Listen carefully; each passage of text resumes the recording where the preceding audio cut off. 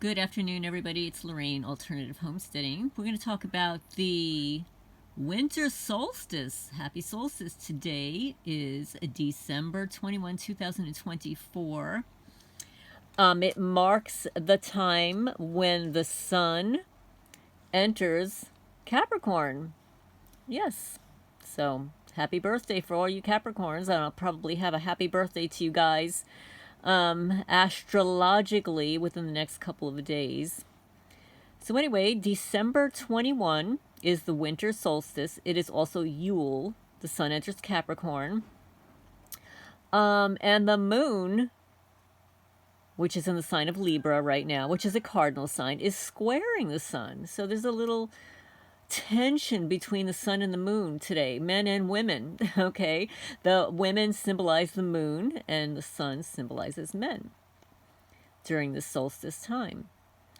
But also, astronomically, the winter solstice occurs usually December 21st in the Northern Hemisphere, and believe it or not, June 21st in the Southern Hemisphere. It marks the shortest day and the longest night of the year.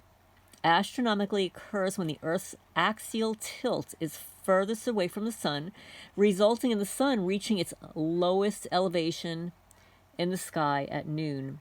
This event happens when the Earth's axis is tilted 23 to 25 degrees, and the sun is directly over the Tropic of Capricorn.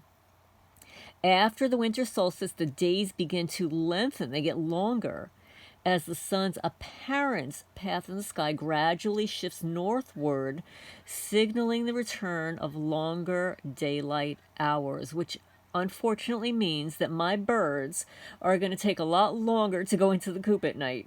Yes. The astrological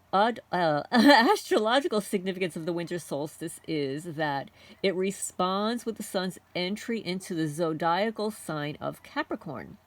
It symbolizes discipline, responsibility, and structure. It also resides in the 10th house of the zodiac, and the 10th house of the zodiac is real estate, higher education, learning, and it sometimes symbolizes the paternal figure in the individual's life. It's ruled by Saturn.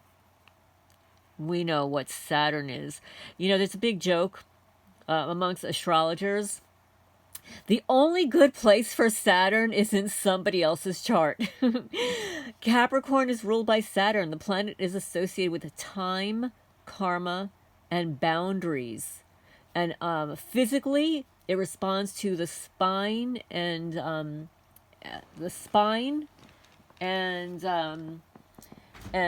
skin. So let's see. The period is considered a time of rebirth and renewal. It marks the transition from darkness to light, and many astrologers view the solstice as a portal for setting intentions, positive intentions, and aligning with cosmic cycles for personal and collective growth and building foundations. So some of the positive rituals for winter solstice are lighting candles or bonfires, symbolizing the return of the sun and the light overcoming darkness. Meditation and reflection, focusing on releasing what's no longer serving you and setting intentions for the coming year. Yule celebrations, meaning decorating with evergreen branches, mistletoe, and holly to honor nature's resilience, creating vision boards, manifesting goals for the next cycle. Think about what it is that you want. Visualize that which you want come into your life. Offering gratitude, writing things down that you're grateful for, and burning the list in a ceremonial fire as a gesture of thanks. And I used to do this in New Jersey. I had what was called burning bowl ceremonies. And it would generally be on, either on the new moon or on the new year. And what you do is you write down all the things that you want to banish from your life. You write them down on little pieces of paper, throw them into your little burning bowl, and say, poof, goes off into the universe. Then you write down all of the things that you want on little pieces of paper, fold them up, and keep them. You keep those, in a sacred spot for yourself. Sharing food, hosting a feast to celebrate abundance and community, often with traditional seasonal foods. Now, you have to understand where we're going here. If you're a targeted person, there are negative rituals associated with the winter solstice, and this is what the witchy poos do. You know, the witches, they love these holidays because they reverse everything. Anything that's good is bad, you know. Bad is good. Well, no, nothing's good for them. But they have sacrificial offerings. Most winter solstice traditions are positive and life-affirming. However, there are some cultures and individuals and cults, C-U-L-T-S, have historically engaged in the darker practices.